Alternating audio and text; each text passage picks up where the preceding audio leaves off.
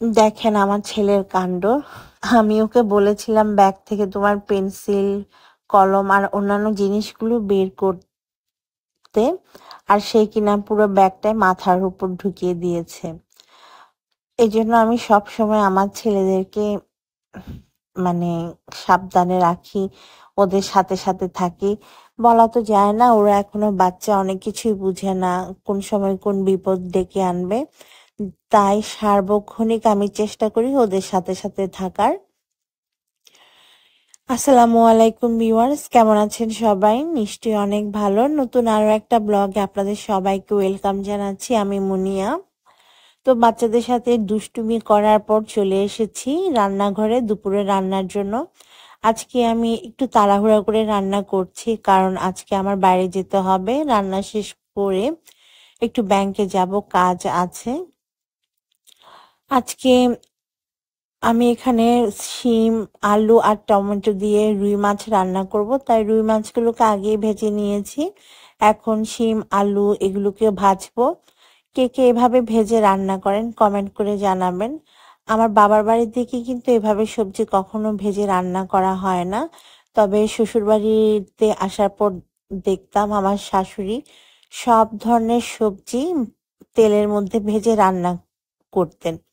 এভাবে ভেজে রান্না করাকে ওনাদের অঞ্চলে বলা হয় বিরান, বা সবজি বিরান আর কি, এটা বলা হয়।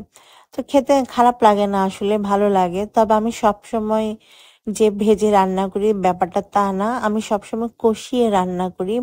ভাজার চাইতে আমার কাছে কষিয়ে রান্না করে খেতে বেশি মজা লাগে। তো আজকে যেহেতু প্যানে খানিকটা তেল ছিল, তাই ভাবলাম যে একটু ভেজে নেই। তো আমি যেহেতু আজকে একটু বাইরে যাব, আজকে অনেকগুলো কাজ আছে। বাচ্চাদেরকে স্কুলে ড্রপ করতে হবে, ওদের বই বাকি ছিল, সে বইটা আনতে হবে, স্কুলে ড্রেস বানাতে দিয়েছিলাম, ড্রেসগুলো আনতে হবে। আর আজকে আপনাদের ভাইয়ার হচ্ছে ছুটির দিন, ও বাসাতেই আছে। তো আমি এই জন্য খুব তাড়াহুড়া করছিলাম রান্না শেষ করতে। তাছাড়া গ্যাসের তো একটা প্রবলেম থাকে, গ্যাস থাকেই না বাসার মধ্যে। বিশেষ করে 9টার দিকে যে গ্যাস চলে যায়, আস্তে আস্তে 2টা 2:30 বেজে যায়। যার কারণে আমি খুব তাড়াহুড়া করে রান্নাগুলো শেষ করি। আমি যে যে জায়গায় ছিলাম কখনোই গ্যাসের কোনো প্রবলেম ছিল না, শুধুমাত্র ঢাকায় আসার পর গ্যাসের এই সমস্যা হচ্ছে আর কি। তো রাতে আবার গ্যাস থাকে, দিনের বেলাতে একটু সমস্যা করে।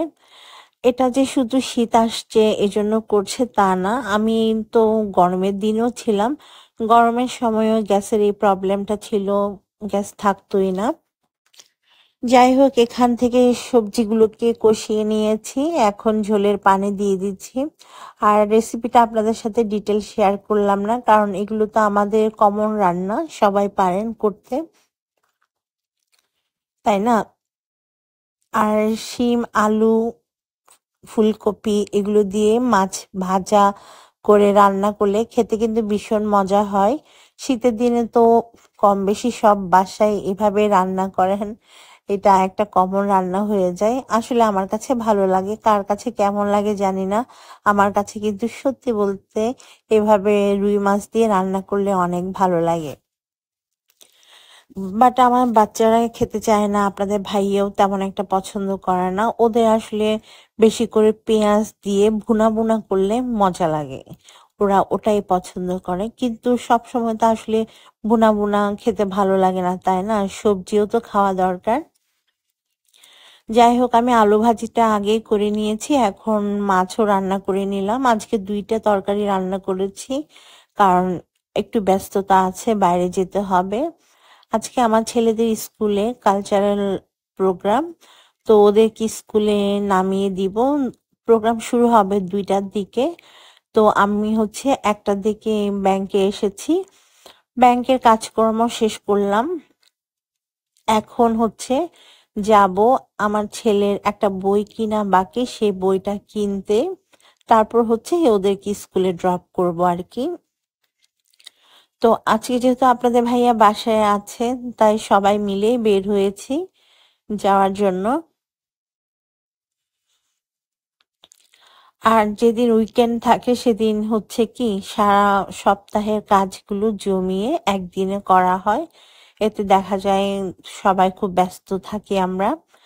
তো ব্যাংক থেকে চলে এসেছি বাজারে, যেখানে বইয়ের দোকান আছে আর কি। এই বাজারটার মধ্যে সবকিছু আছে, বই থেকে শুরু করে এভরিথিং এখানে পাওয়া যায়। এটা বিশাল বড় একটা বাজার। তবে এসে দেখলাম আজকে সবকিছু বন্ধ। আসলে আমি ভুলে গিয়েছিলাম আজকে রবিবার, আর রবিবারে এই বাজারটা বন্ধ থাকে। এখন নিজের উপরেই নিজের খুব রাগ লাগছিল, কেন যে মাথায় আসলো না। তো কি আর করা, এখন হচ্ছে আবার ব্যাক করতে হবে। সো এখন বাচ্চাদেরকে হচ্ছে ওদের স্কুলে নামিয়ে দিব।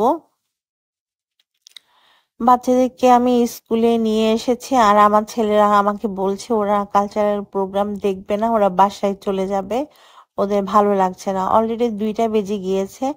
তো আপনাদের ভাইয়া গিয়েছে ওদের স্কুল থেকে ওদের ড্রেসটা আনার জন্য।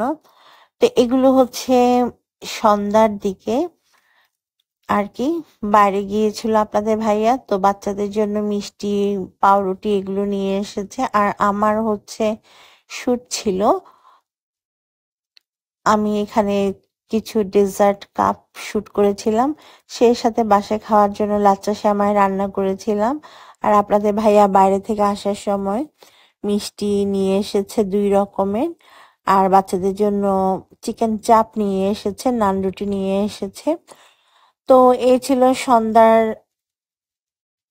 দিকের ক্লিপ আর কি। এখন হচ্ছে আমরা খাবো সবাই মিলে। আজকের ব্লগটা তাহলে এখানেই শেষ করি।